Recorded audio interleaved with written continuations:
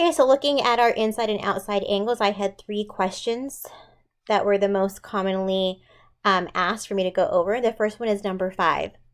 Number 5 is asking for the measure of angle 1. My entire circle I know has a 360 degrees, but going from here to here is only 234, which means I'm left with this part of my arc being 126. I just did 360 minus 234 to leave me 126. Okay, so I know that arc is 126, and this angle here, this entire angle, like an inscribed angle because the vertex is on the circle, is going to be half of the arc that it makes, and it makes this entire arc here. So to find the measure of this angle, the measure of angle 1 is going to be equal to 126 divided by 2. Remember, your angle is half of the arc that it makes.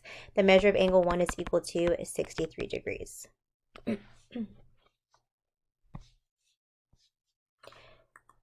Number 8, an outside angle. These two angles are congruent to each other by vertical angles. And I know my outside angle is going to be my big arc minus my little arc, divide by 2.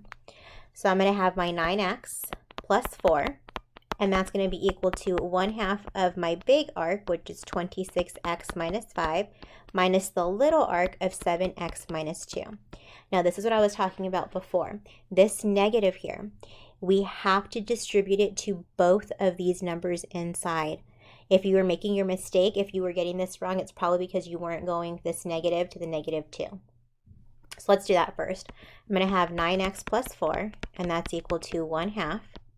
26x minus 5, and when I distribute, I'm going to get negative 7x plus 2. Again, if you were getting this wrong, it's probably because of that step right there. And then I'm going to combine like terms. 9x plus 4 is equal to 1/2. 26x minus 7x is going to leave me with 19x, and negative 5 and a positive 2 is a negative 3. Now, I don't want to distribute this half because these are both odd numbers. So I want to multiply both sides by 2. So 2 times 9x and 4 is going to give me 18x plus 8. And that's going to be equal to my 2 and my half are going to cancel, leaving me with 19x minus 3.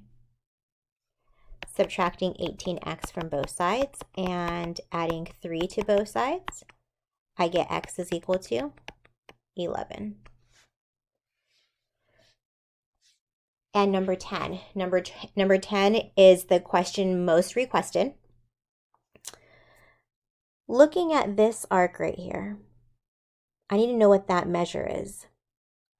But I know this angle, an inscribed angle of x squared, opens up to that arc. But I also know that this angle here opens up to that exact same arc. Well, if two inscribed angles open up to the exact same arc, we know that those two angles are actually going to be congruent to each other, which means this little angle here is going to be the exact same as this guy. So they are both x squared. Now from there, I know that these two angles here form a linear pair. So I'm going to get x squared plus 236 minus 15x is equal to 180. Now if I subtract 180 from both sides, I'm just going to rewrite the left side. So I'm going to get x squared minus 15x, and then 236 minus 180, it's going to leave me with positive 56, and all of that equals 0. I just moved these guys because I wanted to have the x first. Now I need to know what numbers multiply to 56 that also add to negative 15.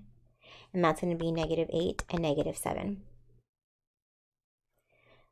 So I'm going to get x minus 8 times x minus 7 equals 0. And then both of these I said equal to 0. So x minus 8 equals 0 and x minus 7 equals 0.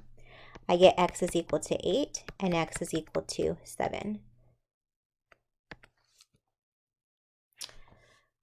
All right, so if you guys have any other questions or if I didn't answer yours, you can text me and I can go over it with you there.